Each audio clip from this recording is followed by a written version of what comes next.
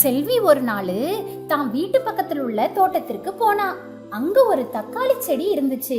அதுல அழகான மஞ்சள் நிற பூவை பார்த்த உடனே அது பக்கத்துல போய் பறிக்கலான்னு பார்த்தா. அப்போ அங்க வந்த தேனி ஒண்ணு, ஏய் செல்வி, அது என்னுடைய உணவு, அதை விட்டுரு அப்படின்னு சொன்னுச்சு. அத கேட்டதும் செல்விக்கு ரொம்ப ஆச்சரியமாயிருச்சு. அதே செடியில இருக்கிற சிவப்பு நிற தக்காளிய பார்த்தா.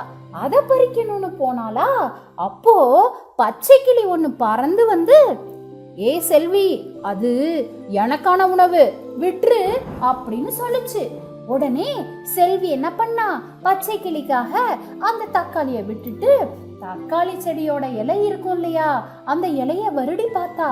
உடனே அங்க வந்த வெட்டுக்கிளி, ஏ செல்வி, அது எனக்கான உணவு, தயவு செய்து இலையை பறித்து விடாதே அப்படின்னு சொன்னிச்சான். செல்விக்கு ஆச்சரியமா இருந்தது. அவ அப்பதான் நினைச்சா, இந்த தாவரங்கள் எல்லாமே எல்லாருக்கும் பயன்படுது அப்படின்னு சொல்லிட்டு செல்வி அந்த தாவரத்திற்கு எல்லாத்துக்கும் தண்ணி ஊத்தினா. குறிப்பா தக்காளி செடிக்கு தண்ணீர் விட்டுட்டு மகிழ்ச்சியோட தன்னுடைய வீட்டுக்கு போனா.